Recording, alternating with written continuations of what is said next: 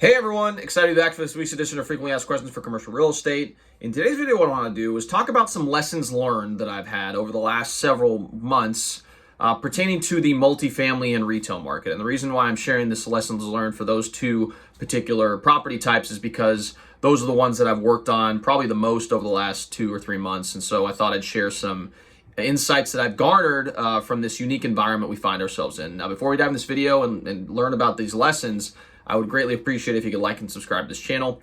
It really does make a difference in the YouTube algorithm and ensures more and more people can hear this message and learn about the many facets of commercial real estate. So now you've done that, go ahead and like and subscribe below.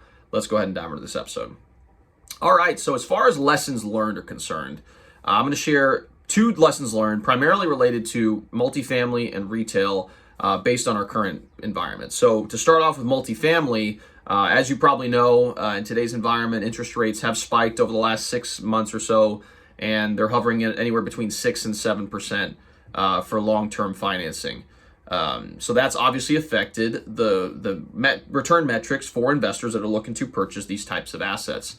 Now, what I've found is that bigger portfolios, and by bigger, it's all relative because, in New York City, what's big in New York City is going to be different than what's big in Louisville versus what's big in Miami versus what's big in Dallas. But in the case of what I'm talking about is in our market, properties that are typically above that $500,000, $600,000 range have definitely had more days on market, and it's been a little bit less competitive as far as the buyer pool available to purchase those types of assets. Now, what I've found is that if you get into a sweet spot, the sweet spot seems to be for multifamily, especially fourplexes, fiveplexes, those small to mid-size multifamily properties. If you hover in that, 300 to 400 range, at least locally here to Louisville, it seems to be very, very active because that allows a much larger buyer pool, in particular those who are smaller to mid-sized investors, to be able to enter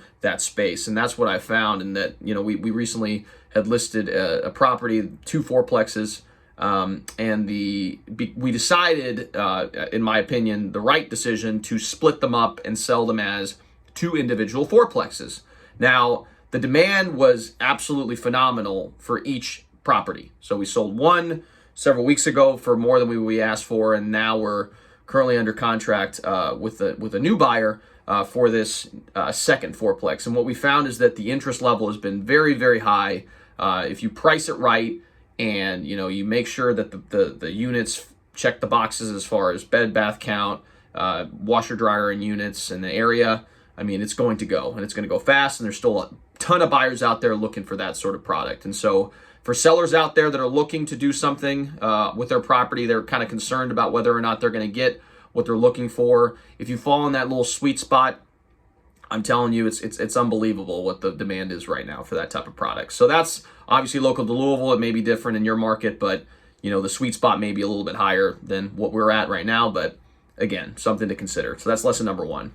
Number 2, on the retail side, it's still gangbusters, which is amazing, really, to see, because you're seeing all the doom and gloom in the news about, consumer demand tapering off. And maybe that may be the case on a macro level, but on a micro level, when you look at different trade corridors all across different cities, there's still extremely high demand from retailers looking to enter these types of spaces. And so we found ourselves competing against different restaurant owners for different restaurant clients that I own. Different fast casual concepts, same thing. We're competing against other people to try to gain space in these unique corridors around town. Along with that, it will continue to be the case in the future. Delivery, carry out, drive-through locations, ability to have a drive-through is king. If you have a building that, it has a drive-through, you can almost name your price, in particular if it's in a solid area.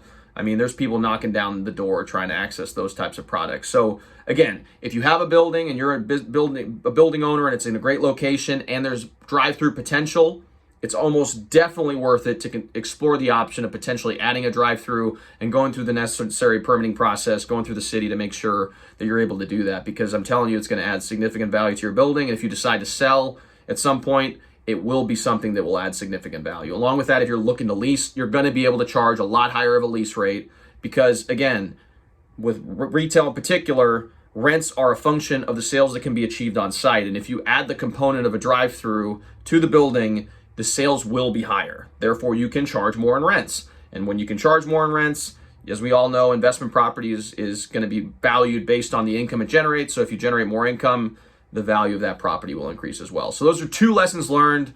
Number one, even though the interest rate environment is very high right now, if you're in that sweet spot on the multifamily side, especially the smaller to mid-size multifamily, it's still a very hot market. There's a lot of buyers out there. So if you own that product type and you're a seller, it may be a good time to sell. It really is. And I'm not blowing smoke. I've already seen it live with different products that I've sold recently.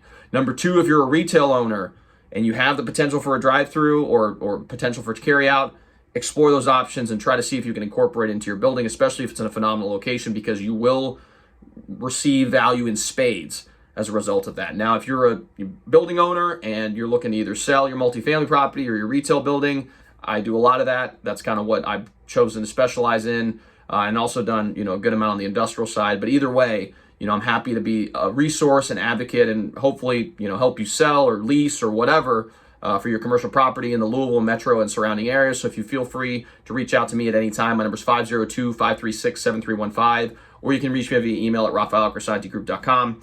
Along with that, we would greatly appreciate it if you could like and subscribe to this channel. It really does make a difference with the YouTube algorithm and ensures more and more people can hear this message and learn about the many facets of commercial real estate. So thanks again for tuning in, and we'll see you all next time.